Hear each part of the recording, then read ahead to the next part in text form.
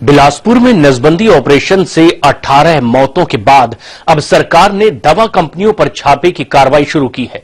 छत्तीसगढ़ भर में जिला प्रशासन मेडिकल स्टोर्स पर छापे मार रहा है। महावर फार्मा के मालिकों को गिरफ्तार कर लिया गया है। इसके अलावा और क्या हो रहा है इस मामले में, इस रिपोर्ट में देखिए। अब सरकार डॉक्टरों को बर्खास्त करके और दवा कंपनी पर कार्रवाई करके दिखाने की कोशिश कर रही है कि वो मामले को गंभीरता से ले रही है। इस बहाने डॉक्टर रमन सिंह स्वास्थ्य मंत्री अमर अग्रवाल का मंत्री पद बचाने के चक्कर में भी हैं। छत्तीसगढ़ में नसबंदी कांड मामले में पुलिस ने रायपुर स्थित महावर दवा कंपनी के संचालक रमेश महावर और सुमित महावर को गिरफ्तार किया है। पुलिस दोनों को खामरडीह स्थित उनकी फैक्ट्री लेकर पहुंची, जहां औषधि विभाग की टीम ने वहां बनी दवाओं को सैंपल जांच के लिए भेज दिए। इस दौरान डिप्टी कलेक्टर एसके बनर्जी भी फैक्ट्री में पहुंचे। जांच में पता चला कि महावर कंपनी में बनी ज्यादातर दवाएं सिवनी स्थित अमित एजेंसी को भेजी जाती हैं, जिसके बाद प्रशासन ने सिवनी से क्लोरोक्विन और सिप्रोसिन की 7 पेटी सील की है। मेडिकल कॉम्प्लेक्स स्थित महेंद्र एंटरप्राइजेस में भी टीम ने जांच की है। इसके अलावा खत्री मेडिकल एंड सर्जिकल पर भी छापा मारकर प्रतिबंधित महावर फार्मा की दवाइयां जब्त की गई हैं। आपको बता दें कि बिलासपुर में नसबंदी ऑपरेशन के बाद महावर कंपनी की दवाएं सिप्रोसिन मरीजों को दी गई थी। राज्य सरकार ने महावर कंपनी की बनी दवाओं की बिक्री पर प्रतिबंध लगा दिया है।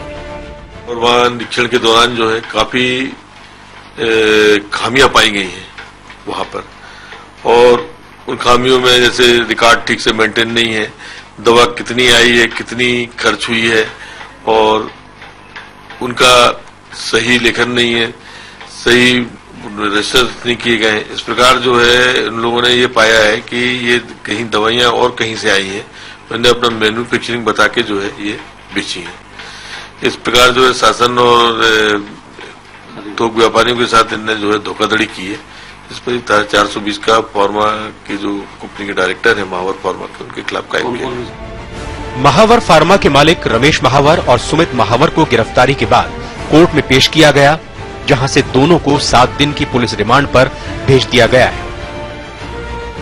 माननीय न्यायालय ने 7 दिन का पुलिस रिमांड स्वीकृत किया है। जांच की दिशा क्या होगी सर? 7 दिन का समय काफी पर्याप्त समय। इन्वेस्टिगेशन सभी बिंदुओं में किया जाएगा। नसबंदी ऑपरेशन में हुई गड़बड़ी के बाद सरकार ने राज्य भर में अमानक दवाओं पर पाबंदी लगा दी है। मेडिकल स्टोर में पहुंच चुकी ऐसी दवाओं को जब्त किया जा रहा है। राजनांदगांव में मेडिकल एजेंसियों और दुकानों पर छापे मारकर महावर कंपनी की दवाएं जब्त की जा रही हैं। रायपुर की हैप्टन इंडस्ट्रीज, महावर फार्मा, इंदौर की जी फार्मा, हिसार की रेगन लैबोरेटरी समेत हरिद्वार के टेक्निकल लैब फार्मा की दवाओं पर भी रोक लगाई गई है। जी, वो जो मेडिकल स्टोर में दवाइयाँ पहुंची, उस मेडिकल स्टोर में दूरभाष के माध्यम से खबर कर रहे हैं और उस दवाइयों को वापस मंगाए जा रहे हैं और उसको निर्देशित कर रहे हैं कि ये दवाई किसी भी शर्त में, इस कंपनी की जो भी दवाई है, किसी भी शर्त में ना बेची जाए।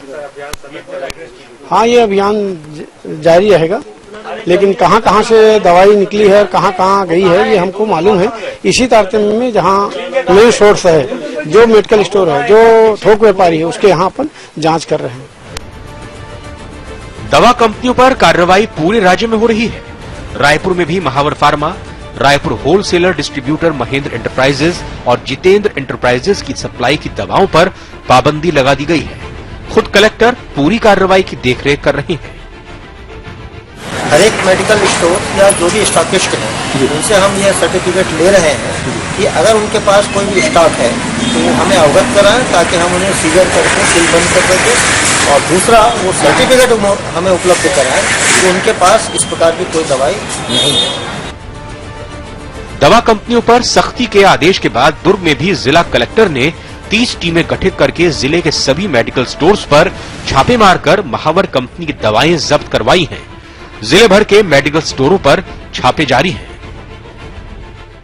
हम पूरा आम नागरिकों से, जितना भी दवाई दुकानें हैं, जितना भी निजी अस्पताल हैं और हमारा स्वास्थ्य कार्यकर्ता हैं, उनसे यही अपील करते हैं कि हमारी जनता की जो स्वास्थ्य और उनकी जान को बचाने के लिए हमको तत्काल ये महावर फार्मा की जो भी दवाइयां हैं उसको बिल्कुल डिस्पोज करनी है।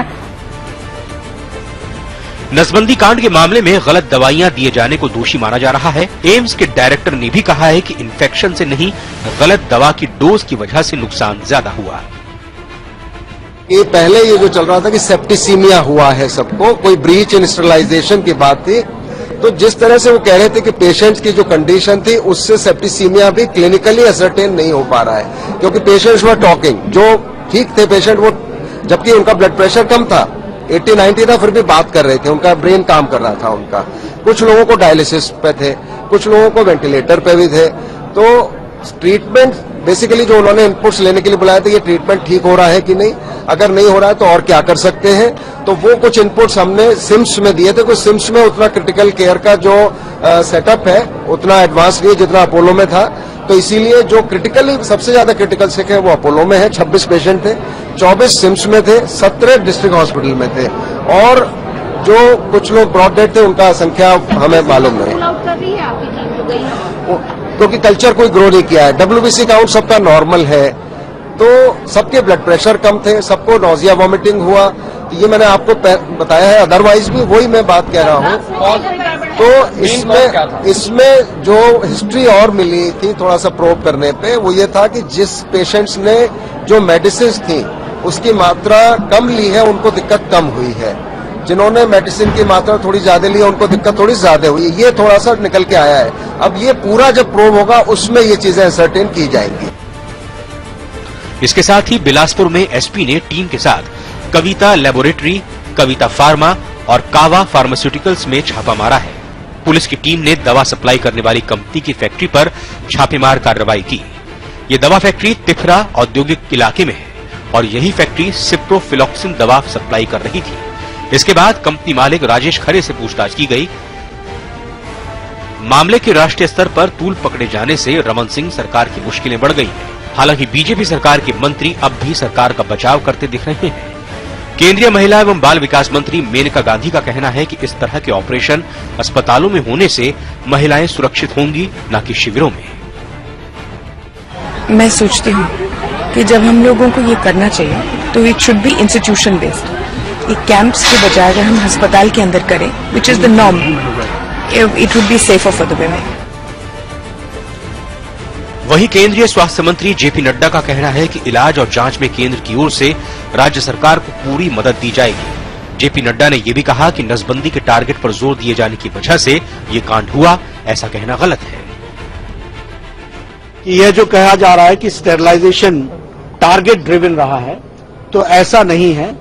Reproductive child health care system में हम इसको डिमांड ड्रिवन करते हैं और प्रमोशनल प्रोग्राम है, तो इसलिए यह कंसेप्शन कि यह कोई टारगेट ड्रिवन है, ऐसा कहना गलत है। यह डिमांड ड्रिवन है और इसके लिए जो भी आज भी छत्तीसगढ़ की सरकार या अन्य सरकारों को भी जो भी सहायता केंद्र सरकार से चाहिए होगी वो हम देने के लिए तैयार हैं। पूर्व केंद्रीय मंत्री और वरिष्ठ आदिवासी नेता अरविंद नेताम ने भी माना है कि छत्तीसगढ़ नसबंदी कांड से दुनिया भर में प्रदेश की बदनामी हुई है और आदिवासी इलाकों में महिलाओं की नसबंदी पर पाबंदी लगा देनी चाहिए। नेताम ने कहा कि महिलाओं की नसबंदी ज्यादा कॉम्प्लिकेटेड है, इसलिए महिलाओं की बजाय पुरुषों की नसबंदी करनी चाहिए। उन्होंने कहा कि नसबंदी के लिए कोई टारगेट नहीं देना चाहिए। नेताम ने कहा कि ऐसे में प्रधानमंत्री को कड़ा फैसला करना होगा। छत्तीसगढ़ में जो नसबंदी से जो मौतें हुई है काफी संख्या में, ये प्रदेश के लिए बहुत दुखद घटना है और इस घटना ने केवल प्रदेश नहीं, देश ही नहीं, पूरा दुनिया में इस प्रदेश का नाम बदनाम हुआ है। इस बीच नसबंदी कांड की जांच के लिए न्यायिक आयोग बना दिया गया है। रिटायर्ड न्यायाधीश अनीता झा के नेतृत्व में बने इस आयोग की रिपोर्ट के बाद दोषियों के खिलाफ कार्रवाई होगी। समय के लिए ब्यूरो रिपोर्ट। छत्तीसगढ़ का स्वास्थ्य विभाग अपनी लचर व्यवस्थाओं को लेकर लगातार सुर्खियों में है। नसबंदी कांड का शोर अभी थमा भी नहीं था कि टीकाकरण से एक बच्चे की एक बार फिर मौत हो गई है और स्वास्थ्य विभाग की इस पूरी व्यवस्था पर अब प्रश्न चिन्ह लग गया है। छत्तीसगढ़ स्वास्थ्य विभाग की लापरवाही ने एक बार फिर से साबित कर दिया है कि आम इंसान के जान की कोई कीमत नहीं है। नसबंदी कांड में कई महिलाओं की जान चली गई। मामला अभी शांत भी नहीं हुआ था कि मरवाही के परासी में खसरे का टीका लगाने से 2.5 महीने के एक बच्चे की मौत हो गई। बच्चे को खोने के बाद परिवार सदमे में है।